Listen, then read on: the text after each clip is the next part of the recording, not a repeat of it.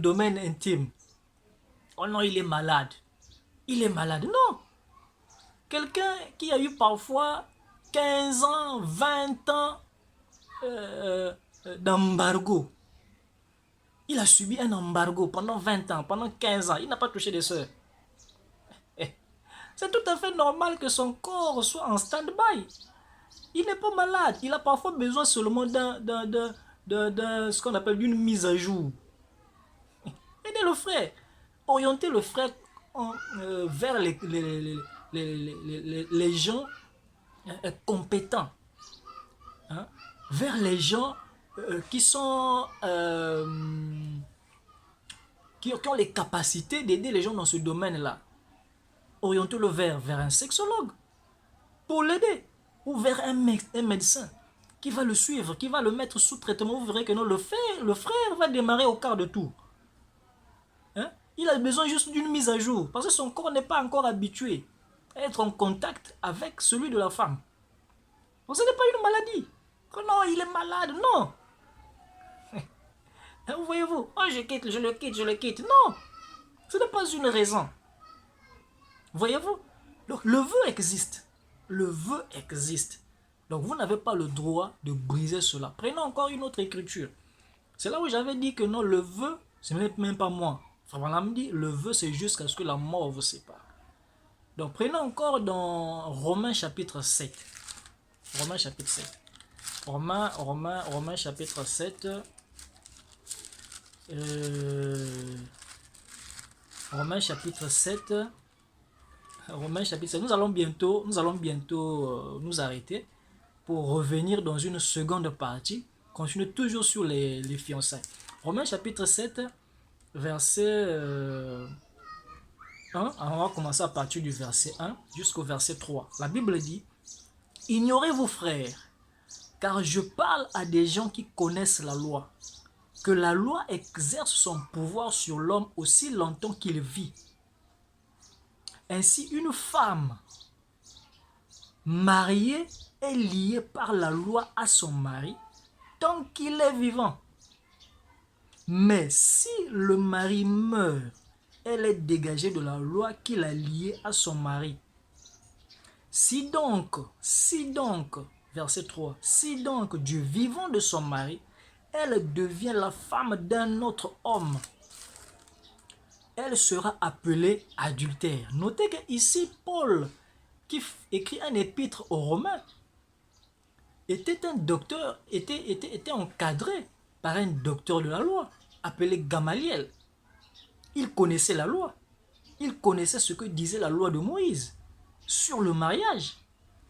C'est là où il dit, elle sera appelée adultère. Mais si le mari meurt, elle est affranchie de la loi, de sorte qu'elle n'est point adultère en devenant la femme d'un autre.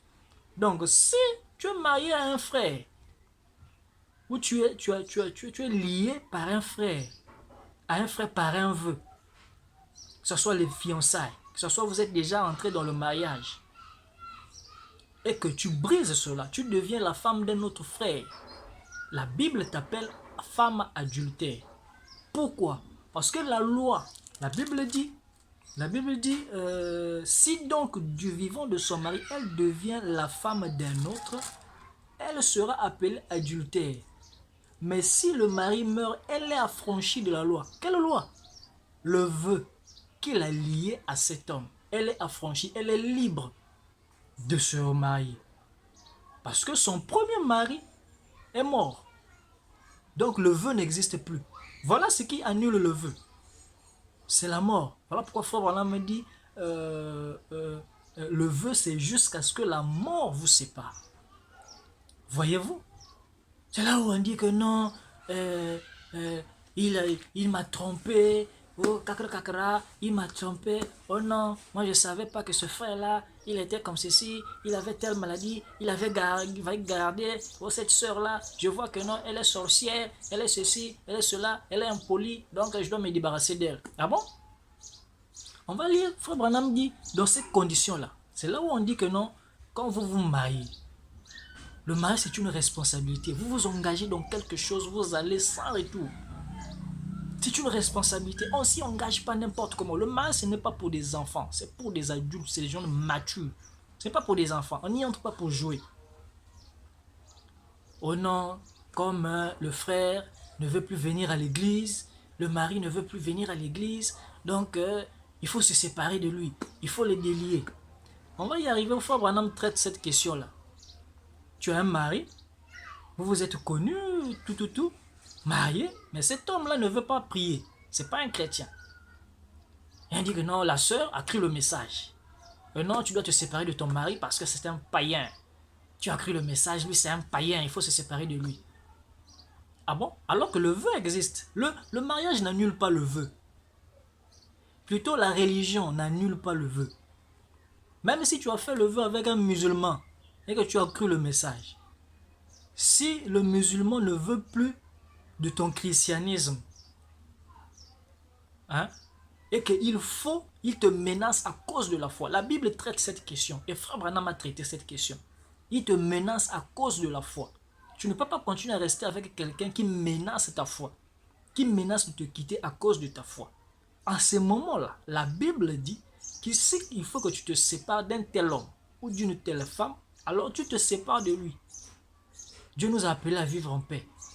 S'il devient un frein, un obstacle pour ta foi, tu te sépares de lui ou tu te sépares d'elle, mais seulement tu ne te remaries pas. Tu restes comme ça. Frère, tu restes comme ça. Sœur, tu restes comme ça. Il n'y a pas de remariage. Parce que le vœu existe encore. Si tu deviens la femme d'un autre, tu es un adultère. Donc frère, si tu connais une sœur qui a été fiancée avec un frère, on a rompu les fiançailles, on a brisé le vœu là-bas. Et toi, tu vas épouser une telle sœur, sache que non, tu commettras adultère avec cette sœur. Et tu n'iras pas au ciel, tu ne seras pas enlevé. Ce n'est pas moi, c'est la Bible qui le dit. Donc, il faut faire très attention. Prendre votre temps. Ne pas vous aventurer, ne pas vous précipiter. Il faut, Branham dit, prier. On ne prend plus en considération les conseils du prophète, les conseils que même les anciens peuvent vous donner, vous prodiguer. Quand le pasteur te dit que non frère, va encore prier. Oh, le pasteur me fait marcher. Oh, il est contre moi. Frère, va prier encore. Le lendemain, tu reviens, prie encore. Oh non, il est contre moi. Non. Il est en train de te mettre sur la voie de l'assurance pour que tu sois sûr de ce que tu fais. Malheureusement, les jeunes aujourd'hui, animés par les passions, ils croient que le mariage, c'est une cour de récréation. Il suffit de faire des cérémonies. Hein? Ping-pong, oui, quand on me voit, moi aussi, je me suis marié. Se marier, ce n'est pas ça le problème. Mais rester marié, c'est ça le problème. Donc, il n'est pas bon. Moi, je veux me séparer de lui. Ah bon? En ce moment-là, qu'il soit malade, qu'il y ait un problème, oh, il te trompe, tu n'as pas le droit de te séparer de lui. Le vœu vous lie, vous garde, donc tu restes avec lui. Tu n'as pas à te plaindre, c'est de ta propre faute. Lisons le prophète. Que dit le prophète dans cette condition-là? Dans cette optique-là, que dit le prophète? Lisons dans la prédication, c'est là où nous allons nous arrêter pour revenir dans une seconde partie. Lisons dans la prédication le choix d'une épouse. Le choix d'une épouse. Le choix d'une épouse. Prenons le choix d'une épouse. Donc c'est quelque chose de très sérieux, mes frères. Ne jouons pas avec cela. Soyez sûrs de ce que vous faites. Ne vous précipitez pas. Ce n'est pas une course. Ce n'est pas une compétition que vous êtes en train de faire. Mais vous êtes en train de construire votre propre vie. Le mariage, c'est pour être heureux. Ce n'est pas pour souffrir, ce n'est pas pour se lamenter. C'est pour vivre heureux. Et pour que vous puissiez vivre heureux, vous devez être sûr de la personne avec qui vous vous alliez. Pour ne pas regretter demain. Donc, nous allons prendre la prédication le choix d'une épouse à partir du paragraphe 24. On va prendre d'abord le paragraphe 24, après nous prenons le paragraphe 35 et 39. Paragraphe 24, de la prédication Le choix d'une épouse, prêché le jeudi 29 avril 1965, soir, paragraphe 24, Frère Branham a dit, il y a un autre choix que nous avons à faire dans la vie. C'est celui d'un compagnon de vie. Vous voyez, une personne avec qui vous vivrez votre vie, un compagnon de vie. Un jeune homme ou une jeune femme qui fait son entrée dans la vie a le droit de faire un choix. Le jeune homme fait le choix. La jeune fille a le droit d'accepter ou de rejeter cela. Toutefois, vous voyez, vous avez eu le temps d'accepter, de méditer, de réfléchir, de prier pour pouvoir prendre votre décision, de l'accepter ou de le refuser. Personne ne vous a forcé, personne ne vous a mis la pression ou de rejeter cela. Toutefois, c'est toujours un choix des deux côtés. L'homme et la femme ont tous deux le droit de choisir. Alors, nous allons aussi prendre le paragraphe 35 et 39. Paragraphe 35 et le paragraphe 39. Que dit le prophète là-bas? Frère me dit, maintenant, c'est une chose sérieuse quand il nous faut choisir une épouse, un homme, car ici, les vœux demeurent jusqu'à ce que la mort nous sépare. C'est comme ça que nous devrions les observer. Et non, les délier, les relier, les délier, non. Le vœu, c'est jusqu'à ce que la mort nous sépare. Devant les observer. Et vous faites ces vœux-là devant Dieu, que seule la mort vous séparera. Et je pense que nous devrions, un homme qui est dans un bon sens, qui prépare un avenir, devrait choisir cette femme très soigneusement. Faites attention à ce que vous faites. Et une femme choisissant un mari ou acceptant le choix d'un mari devrait faire très attention à ce qu'elle fait. Et particulièrement dans ces jours-ci. Les gens regardent le matériel. Ah, il a beaucoup d'argent. Oh, mais je serai bien là-bas.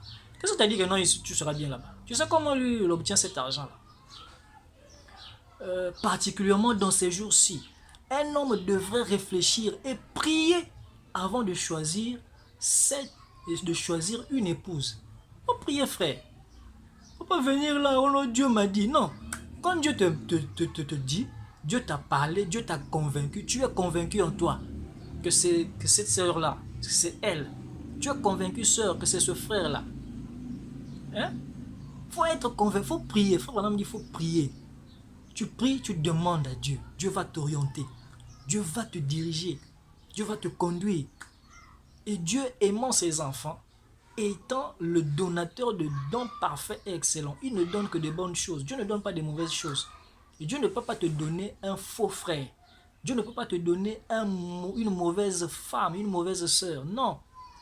C'est parce que nous ne voulons pas faire confiance à Dieu. Frère Branham dit, si vous voulez simplement faire confiance à Dieu, Dieu prendra le reste, fera le reste de façon magistrale. Magistrale, donc ça sera de façon miraculeuse. Donc faites confiance à Dieu. Dieu parle, Dieu répond. Dieu n'est pas un sourd. Tu parles, il t'écoute, il te répondra.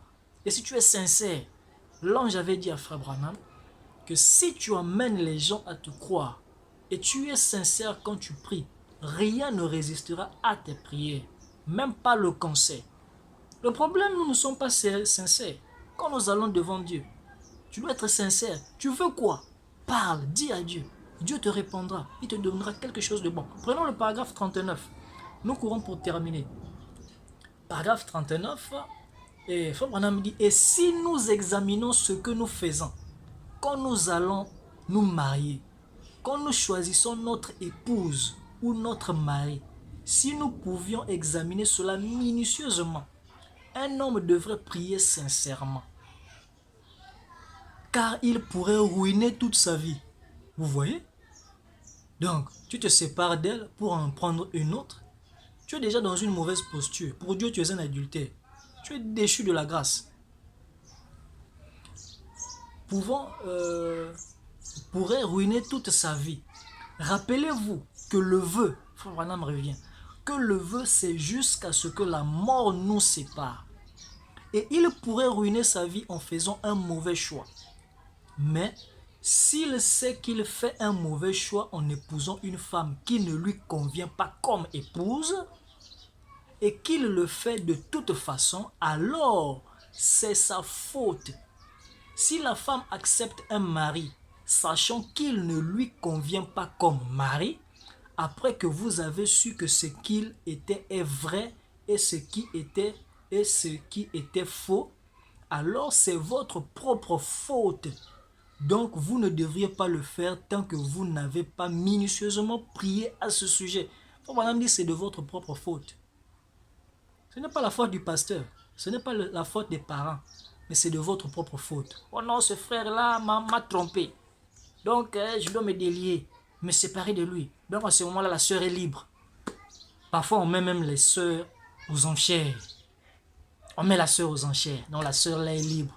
Le frère qui s'intéresse peut aller là-bas. Selon vous ou selon le message? Ça, bonhomme dit c'est de votre propre faute.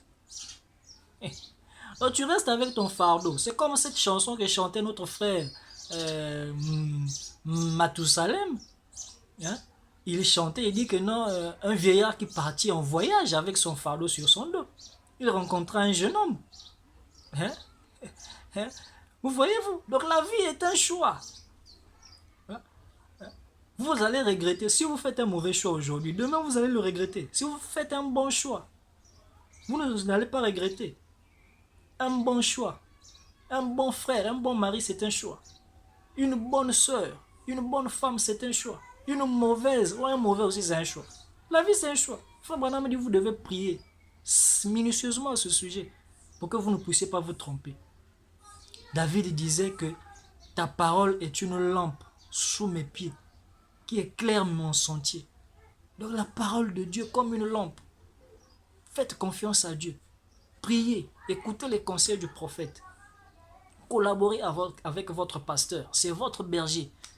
Il n'est pas là pour vous mettre des obstacles, mais il est là pour vous accompagner.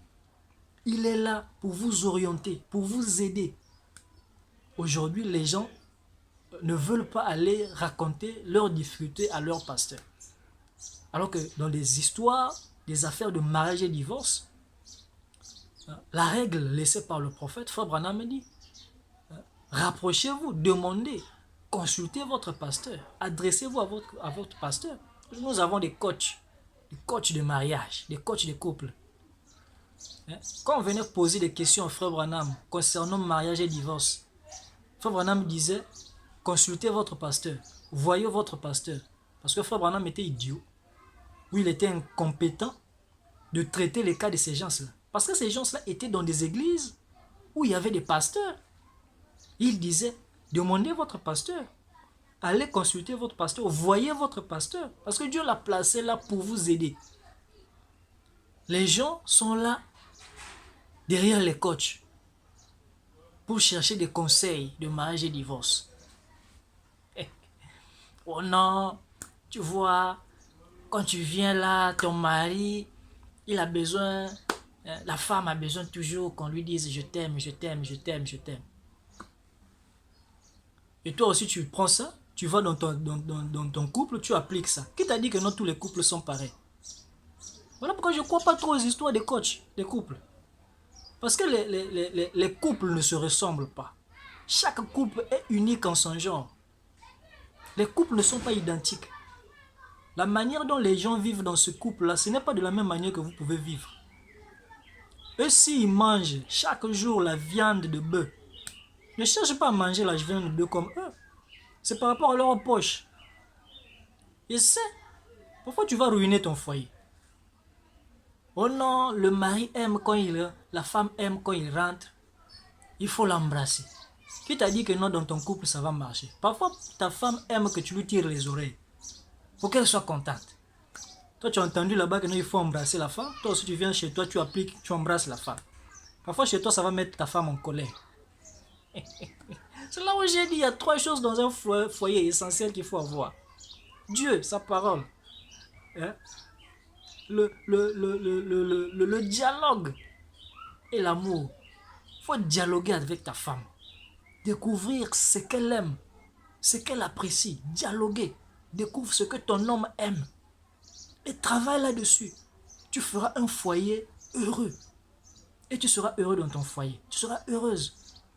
Hein? C'est vrai qu'on a toujours besoin d'ajouter certaines expériences, mais c'est ça la base. Ne prends pas l'expérience d'un autre foyer, tu appliques dans ton foyer. Tu vas ruiner ton foyer. Chaque foyer est identique. Est unique en son genre, avec ses propres réalités. Ne cherchez pas à imiter les autres. Donc on va s'arrêter là. On va s'arrêter là pour aujourd'hui. Nous allons revenir dans la deuxième partie pour parler toujours sur les fiançailles. Alors que le Seigneur vous bénisse richement partout où vous avez été. Que Dieu vous bénisse et je serai encore heureux de vous avoir derrière votre écran pour continuer sur cette série d'émissions sur les étapes du mariage et le vœu de fiançailles ou si vous voulez le vœu de mariage. Alors à nous revoir au prochain numéro. Que Dieu vous bénisse. Standard TV, la voix du silence.